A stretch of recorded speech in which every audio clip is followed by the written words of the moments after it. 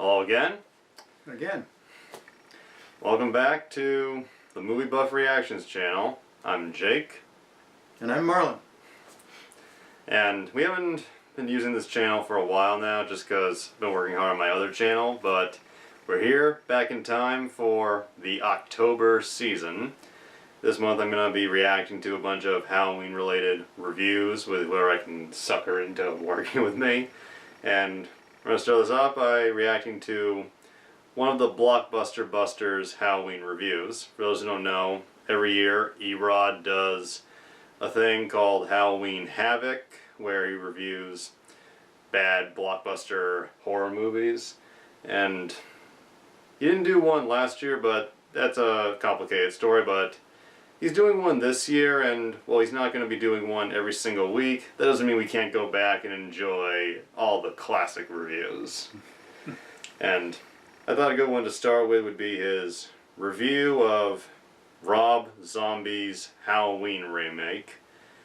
One of the few films I genuinely hate, and his review of it is one of the best I've seen, so let's get into this.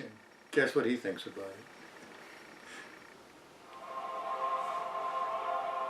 Previously on the Blockbuster Buster's Halloween Havoc. Honestly, I was expecting a real challenge. Zombie. And I looked upon your pale, blank, and motionless face and the blackest eyes. The devil's eyes. I realized that what was living behind those eyes was purely and simply evil. Halloween theme. His Halloween theme.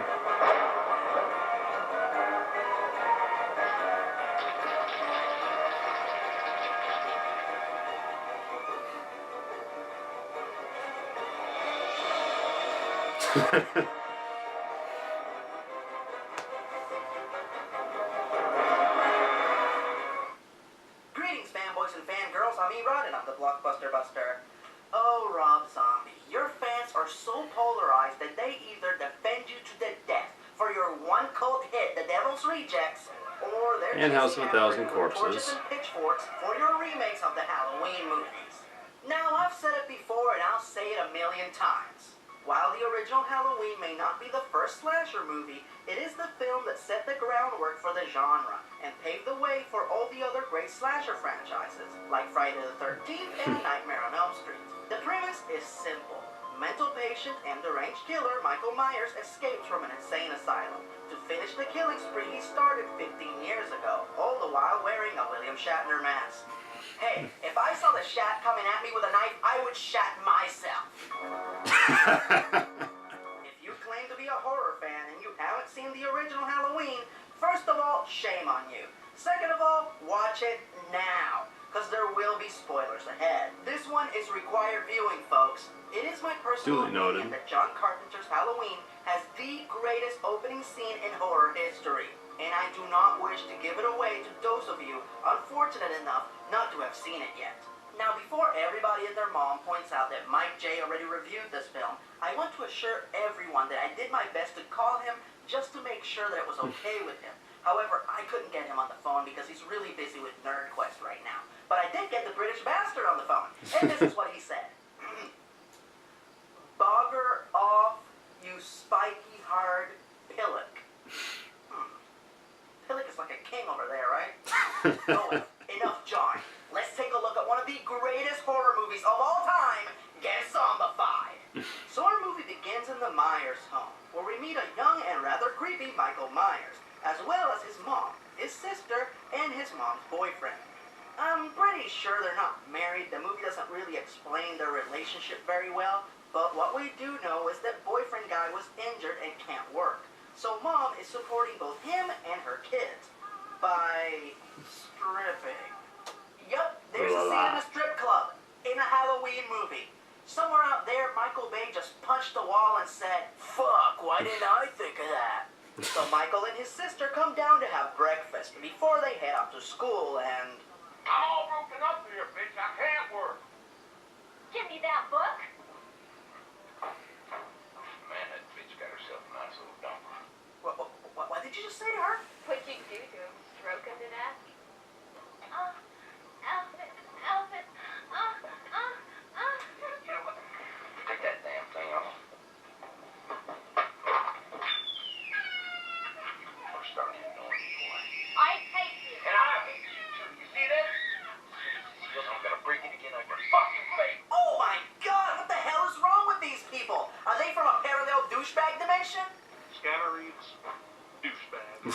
Jeez Louise, I can't wait for the kids to get out of the house so they can interact with some normal people that aren't quite such extreme ass. I heard your sister got caught selling blowjobs in the bathroom. Holes. What the hell is wrong with the people in this movie? Does this even take place on the same Earth as our own? And oh my god, is Judy from Spy Kids. Yep, that's him. Hey, shit pants. Judy just cursed. Hey, Mikey, how's your mom doing? You know, my old man said that for $1 she'd rub her tits on his face. You're Judy! What the hell is going on? Richard Lynch. So the principal comes in and breaks up the bathroom brawl and calls in Michael's mother. But as it turns out, he didn't call her because of the fight. He called her because Michael had pictures of mutilated animals in his backpack. Miss Myers, this is Dr. Lewis. Something really and calling you in. Mrs. Myers, typically the thrill of hurting or causing pain to smaller creatures. It's often an early warning sign Early warning sign for what? for much deeper and bigger problems. So he's got a creepy hobby. So what? Hmm? Maybe he's into taxidermy. Or maybe he's a huge fan of the Happy Tree Friends.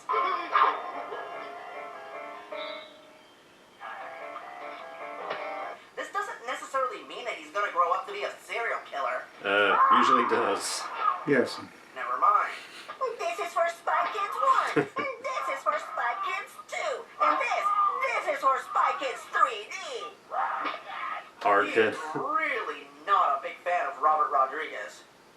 Now, before we move on, I have to ask, what is the deal with the Happy Clown mask? If you're trying to disguise yourself, well, I hate to break it to you, kid, but you're the only 5'2" boy with long blonde hair in this entire town. Green Lantern's domino mask is more effective. How? Miss, How? Oh my god. Oh my god, how? how did you know it was me? What do you mean? No, It's your favorite movie. If I see you naked, you don't think I would recognize you because I guess your cheekbones? So Halloween night arrives, and Michael's sister plans a romantic evening with her boyfriend, who tries to turn her on by putting on William Shatner's pale, expressionless face. Wow. What?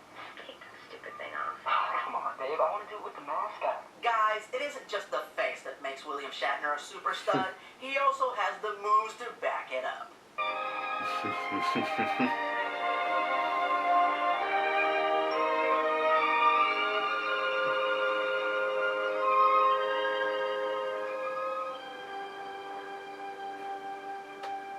At that very moment, Michael comes home, and without a single inciting incident, he decides to go on his infamous killing spree. He takes out the boyfriend, the crippled douchebag, and then dons his signature mask to go after his sister, and, is this supposed to be scary? It's just a little kid in a mask. I see children dressed up like this during Halloween every year. God damn it, I've never Rob seen Zombie. one. 30 minutes you ruined the best scene in the entire franchise. Look, the original Halloween opens with a masked killer stalking and killing an entire family. The entire scene is done in real time, from the point of view of the killer, with no noticeable cuts. All of which climaxes with the killer shockingly being revealed as a 10-year-old Michael Myers. We don't get a backstory. We don't get a traumatic childhood. The movie makes no pointless effort to humanize him. He was always a killer. That's all you need to know. This entire opening act is degrading to the franchise, and just as pointless as taking a badass character like Darth Vader and showing him as a cute little... Oh, fuck. I'm sorry, I forgot. I think I made my point. Michael spares his mom and his baby sister and is committed to a mental institution. Danny Trejo. Hey, Mikey. While at the mental institution, Michael begins having sessions with Dr. Samuel Loomis, played by fan favorite Malcolm McDowell. Now, up to this point, the movie has crammed 1,000,001 reasons for Michael growing up to be a serial killer. But now that he is actually getting the attention and treatment that he needs, he actually starts to get worse. He no longer speaks, and he starts making masks, which he wears all the time. It happens. Now, I don't know anything about mental therapy or serious mental conditions, but my point is, this is a movie. If you're going to spend 30 to 40 minutes trying to explain something and then not explain it at all, you're wasting everyone's time! In the original movie, John Agreed. Carpenter quickly, cleanly, and effectively establishes Michael as a disturbed killer. The reason for him being a killer is inconsequential. We don't need an explanation. All you need to know is that he was already a mass murderer as a child, and as an adult, he's going to be 10 times worse. So now that Michael has become a mute, mask-wearing psycho, his mom and Dr. Loomis find that this is the best time to leave him alone with a fork, a nurse, and no security. Could be related to you. Wasn't that the kid who brutally murdered 3 people on Halloween night? What hospital lets metal Yes, utensils he lie was. around? I knew he looked familiar. The mask threw me off. So we fast forward 15 years later, where we find that Michael is still at the insane asylum, and he had a growth spurt. Actually, apparently he had 3 of them. So 2 of the employees at the insane asylum break in at night to rape one of the patients. Now, in a normal movie, that by itself would be shocking enough to get the point across, but not in Rob Zombie's infinitely deranged, perverted douchebag dimension, where William Shatner masks make women horny and giving mental patients sharp objects is a peachy keen idea. Oh no! You see, they're not just going to rape this girl, they're going to break into Michael Myers' room and then they're gonna rape her. And they egg him on. God. Can we just cut to the part where these 2 assholes die before I have an aneurysm?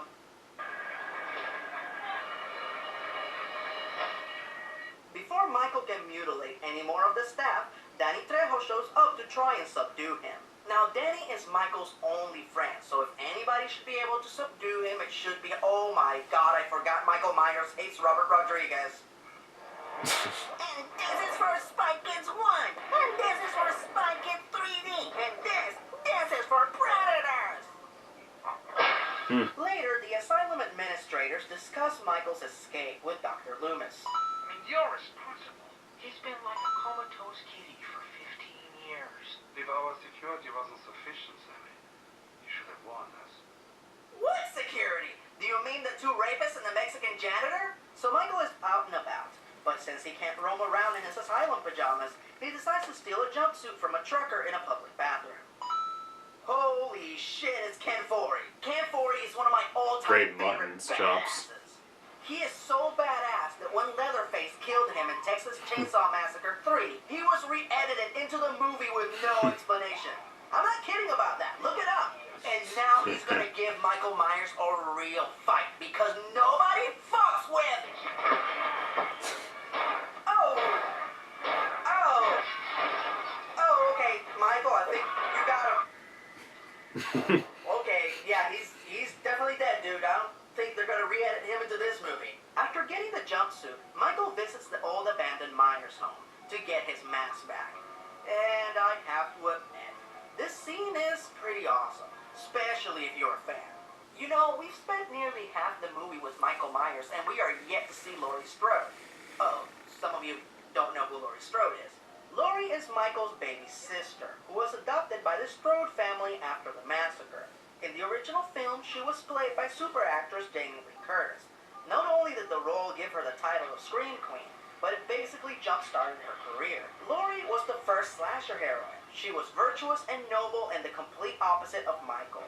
Almost saintly in the way that she would... Mommy, you want a hammer? Look at this, Mom. Laurie! Thank you, Rob Zombie. Thank you for ruining the character of Laurie Strode and simultaneously ruining bagels for me. You fucker! Oh yeah, before I forget. Mason, Lori!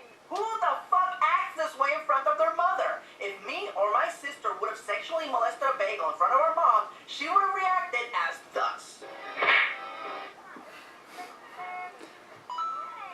Dreamer So Worm Tongue Halloween himself. draws near. Laurie is gearing up to babysit for the night while their friends get ready to do all the dumb shit that kids do in these movies. Michael is ready to start his killing spree, and for the first time in 50 minutes does this movie actually start to resemble the original. I mean, you need a boyfriend. I don't need a boyfriend. No, that's not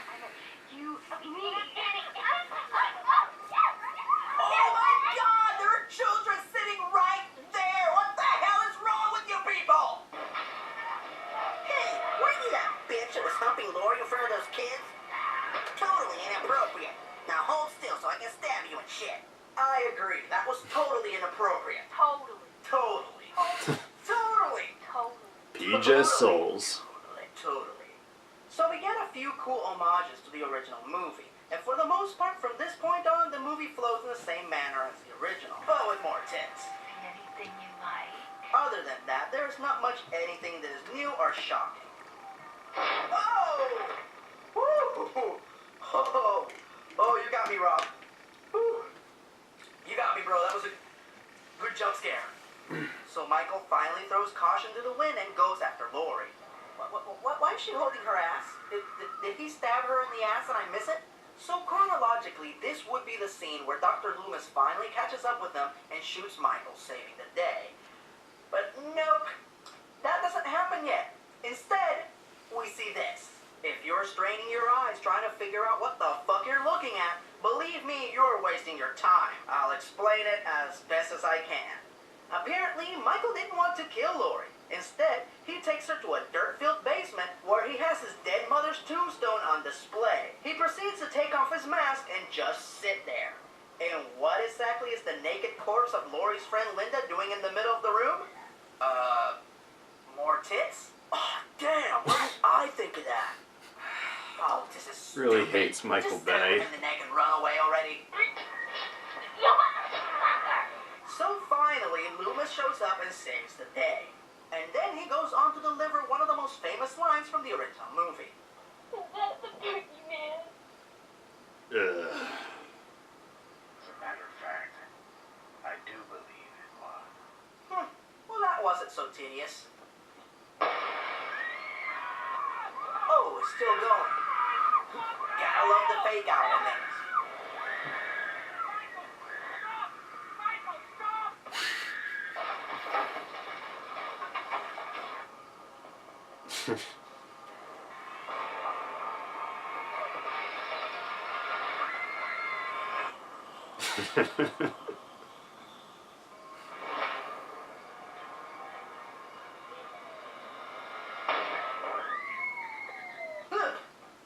What happened? Is it over? Did the good guys win? Who gives a shit? This movie is a hellacious hollow of hallucinogenic horridness. The original movie is a masterpiece that needs no remake, and this movie more than proves that. This whole movie is just terribly unpleasant, especially when it comes to the characters. I hate these disgusting, perverted douchebags with all the darkness of my heart. Agree. I take Shia LaBeouf any day over these depraved, insipid, hedonistic Neanderthals. I don't know what backwards reality Rob Zombie was trying to capture here, but it's definitely not a real or relatable one. Outside of a lot of good cameos and the beautiful cinematography, the only other good thing that this movie has going for it is Tyler Mane as Michael Myers. He is very much the big badass force of nature that Michael is supposed to be, and I wouldn't mind it at all if Mane came back to play Michael Myers again in another movie. While I can respect they were trying to give their own spin to the character of Laurie Strode, did they have to turn her into an annoying perverted hoe bag? Could they at least make her a little likable? I mean, damn! Now, I do realize that the original movie is so airtight because of the budget constraints. But in that case, John Carpenter made those constraints work to his favor. Here, with all the resources at his disposal, Zombie just gave us a heavily padded bit of fluff that is barely worthy of being in the same genre as the original film. Wait a minute, hold on, let me check on something. Yep. Heavy. I figured. And now I'm gonna jinx myself out loud by saying something stupid like, there couldn't possibly be a movie worse than this one. And then Rob Zombie's Halloween 2 will appear. Game on. Of course. Crypty? Yes, Erod? You're an asshole.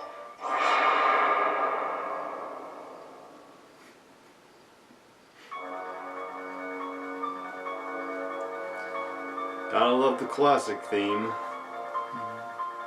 Let's see what the dedication is at the end. Yeah, he always does that.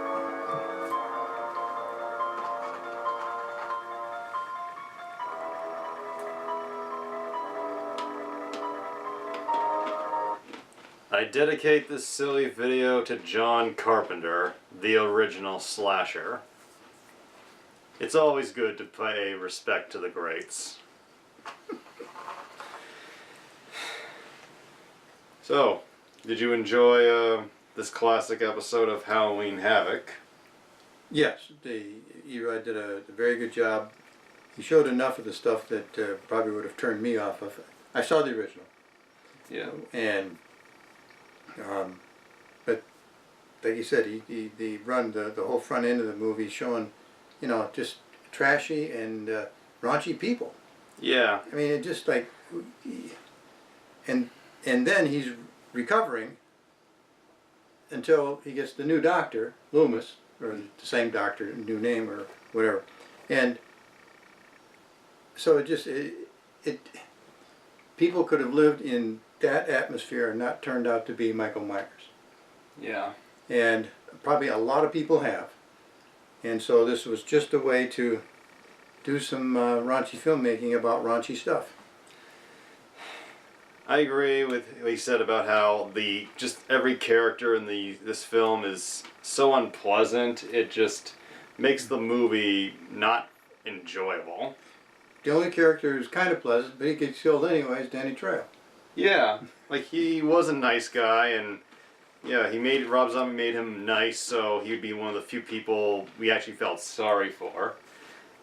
Aside from Danny Trejo, and Erod didn't show enough of him to show that he was the only other decent guy here, but the only other decent character is the sheriff, played by Brad Dourif. Oh, did they show anything about that? But I do think that's just because it's Brad Dourif.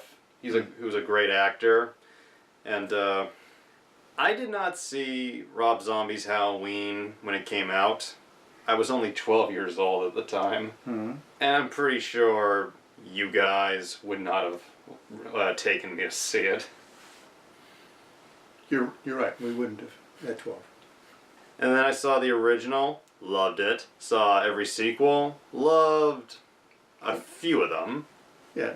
Then I showed you the original, and It was well done, and what Erod said about the movie was apparent as far as budgeting, but it was also apparent that within the budget constraints, it was a well done movie. it's a good landmark of independent filmmaking. And I finally saw the remake about 2 years ago, because it'd been almost a decade, and you know what? I actually do like Rob Zombie. House of a Thousand Corpses, Devil's Rejects are favorites of mine. And I do like his music, so I thought, maybe the movie's not as bad as people have made it out to be. I watched it, and I won't go into much detail, but it made me mad.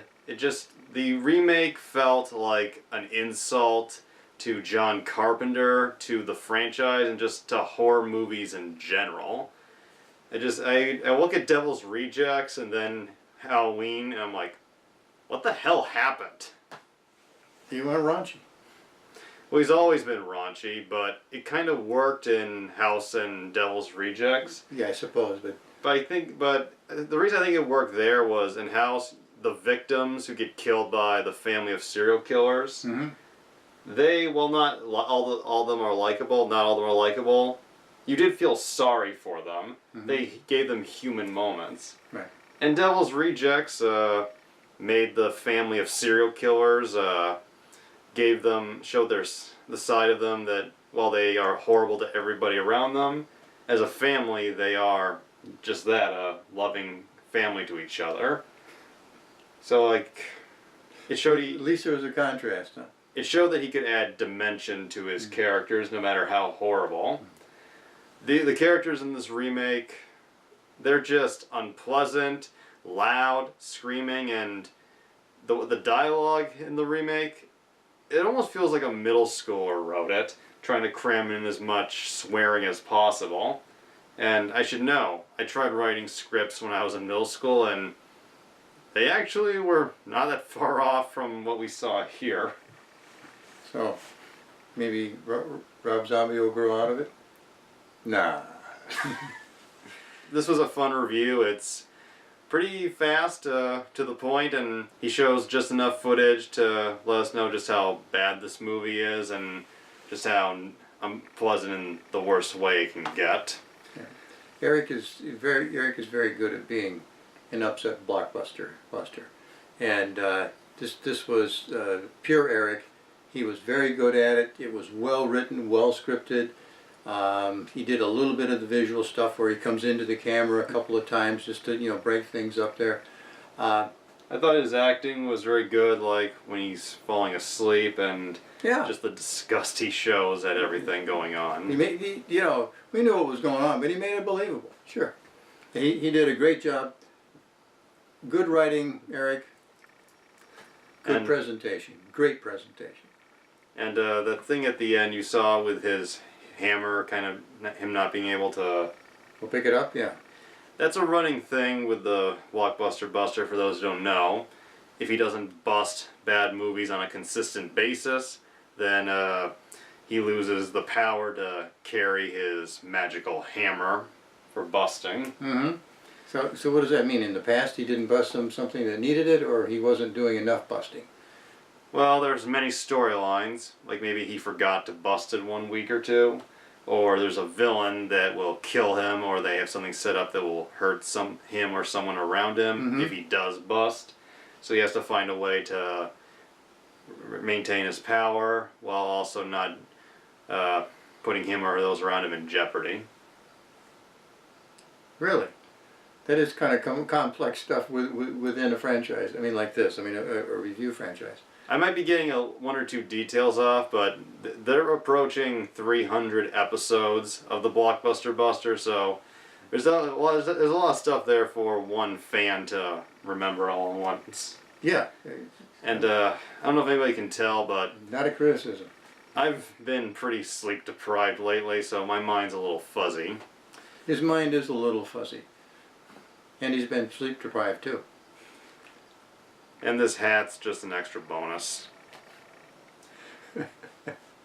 Not the word I would have used, but Yeah.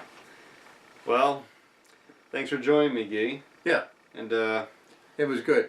Good Eric. He was the Blockbuster Buster today in pure form. Loved it. good classic episode of Halloween Havoc, and remember, check out the current Halloween Havoc going on right now and go back and watch the classic ones. We'll be returning shortly with a reaction to his follow-up review to Rob Zombie's follow-up Halloween movie. Follow-up to the follow-up of the follow-up. Paradox.